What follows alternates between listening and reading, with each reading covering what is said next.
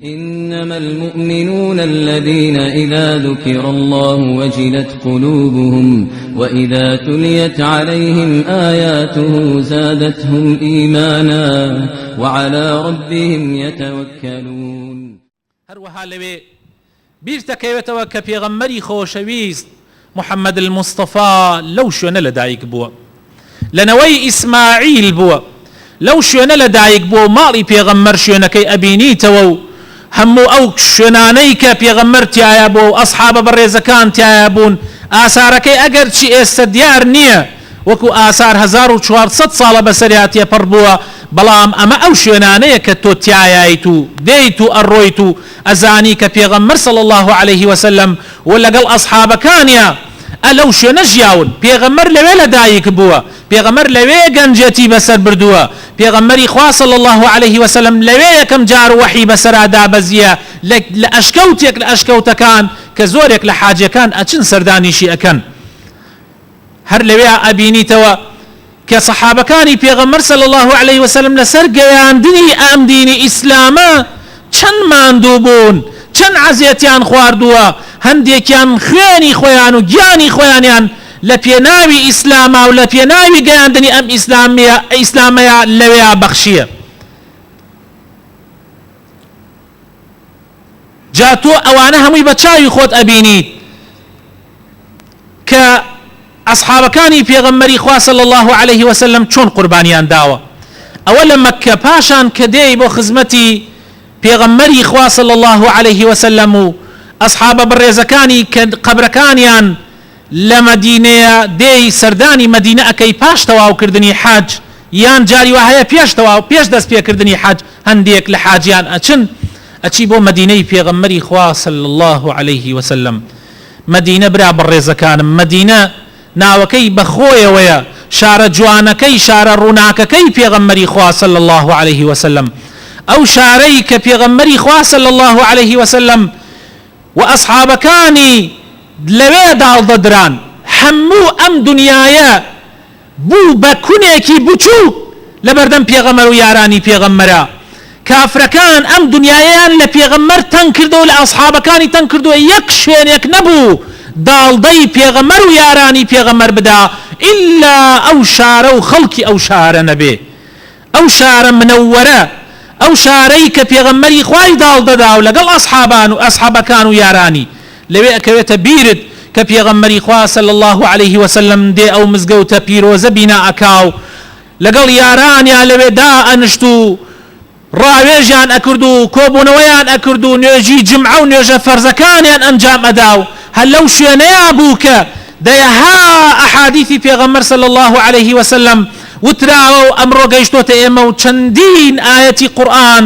لەوێ دابەزیە. هەر ئەو شوێنە مبارەکەیە برا بەڕێزەکانم چەند خۆشە بەڕاستی کاتێ یەکەم جار هەنگاو ئەنەی بۆ مزگەوتەکەی پێغەمبەر و بۆ زیارەتی قەبری پێغەمبەری خوا کە لە ناو مزگەوتەکەیە لەحەزاتێکە بەڕاستی وەصف ناکرێ، لەحەزاتێکە ئاسان نییە وەصفیکەی، هەرچەند وەصفیکەی هەر کەمە، هەرچەند شاعران لەسەری شعر بڵێن هەر هیچیان نەوتووە. کاتێک لەحەزاتێکە بەڕاستی هەر بە باسکردنی و هەر بە نووسینەوەی ئەو خوتبەی کە من نووسیمەوە والله هەر لە ئەوەڵەوە هەتا ئاخر من بچوورکە بەگیانمە هات. کاتێک دێتە خەیاڵت کە ئەچیتە خزمەتی پێغەمبەری خۆشەویست صلی الله عليه وسلم، وەکو مردوویەک ناچی، پێغەمبەر زیندووە لە ناو قەبرەکەیە، پێغەمبەر جیاوازە لەگەڵ خەڵکی ترە، پێغەمبەری خوا کاتێ سەلامی لێ ئەکەی خۆی وەڵام تەداتەوە. پێغەمبەری خوا صلی الله عليه وسلم جیاوازە خۆشەویستەکانم، زۆر جیاوازە. بۆیە لەزەتی مەدینە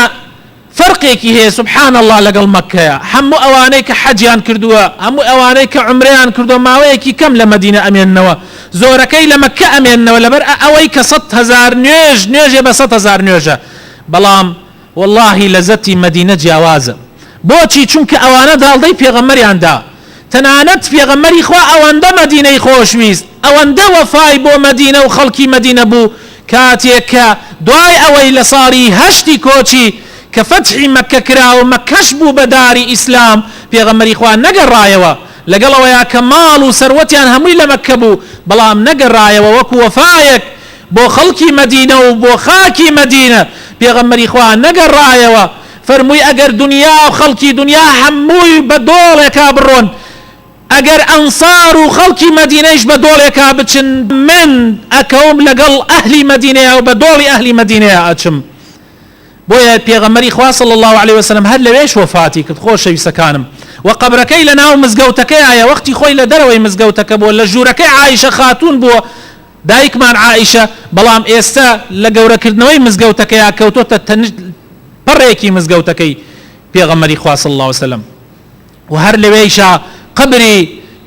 أبو بكر صديق خليفي دوهمي بيغمري خوا صلى الله عليه وسلم هر لويايا وقبري عمري كري خطابيش هل شاني بيغمري خوايا صلى الله عليه وسلم تو أتشيتنا ومزقوتك سلام باش نيوش كردون أو أنا سلام لبيغمرو لهردو يارك أي بيغمري خوا صلى الله عليه وسلم أكي باشان هر لمدينة آثار شنواري أصحاب كاني تر بون منق قورساني بقيع كقبر إمام عثمان وفاطمة كتشي بيغمرو چنها أصحاب كاني بيغمري خوا صلى الله عليه وسلم لويان وهروها قبري شهيدان أحد حمزة أوانا هموي لويان تو أتشي سلاميان لأكيتو إيان بي يعني قبر كانيان أبيني نشونواريان أبيني براسي منظريكي زور بتشيجة كتو لويا تشاوت في أكوي جا خواي تعالى درباري أنصاري كان ودرباري مهاجر كان درباري اواني كلقل بيغمري خوايا بون صلى الله عليه وسلم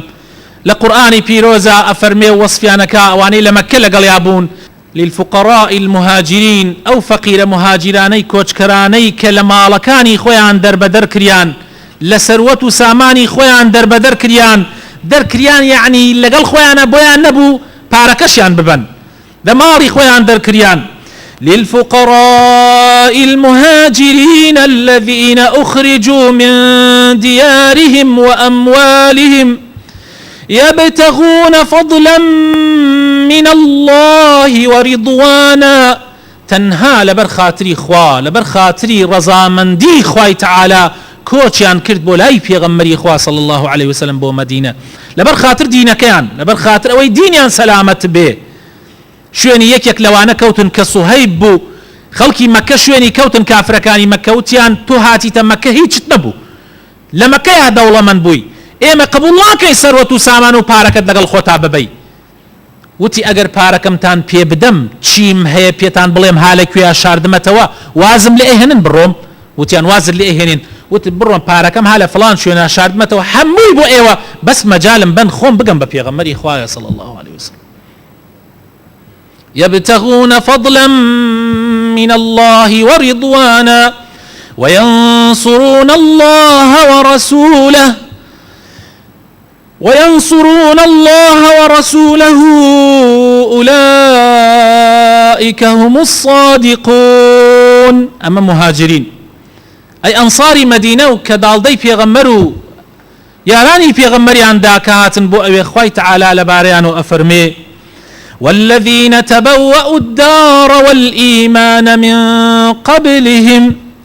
يحبون من هاجر إليهم ولا يجدون في صدورهم حاجة مما أوتوا ويؤثرون على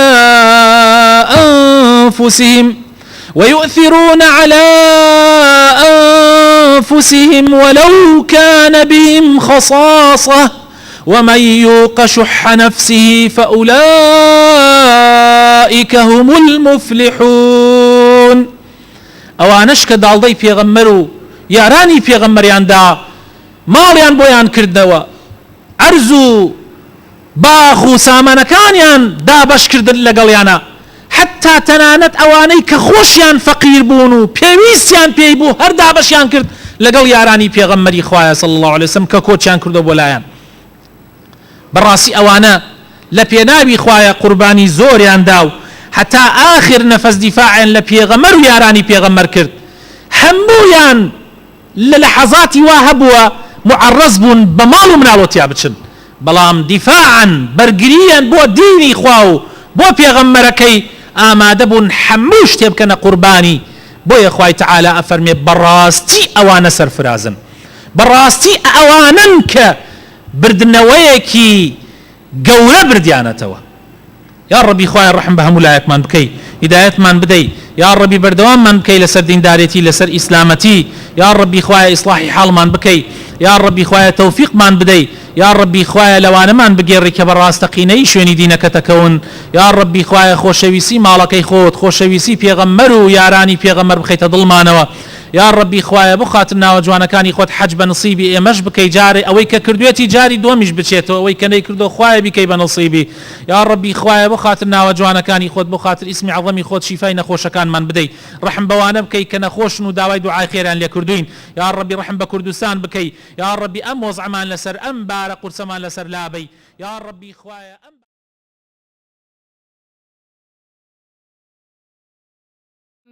ألم تر كيف ضرب الله مثلا كلمة طيبة كشجرة طيبة أصلها ثابت وفرعها في السماء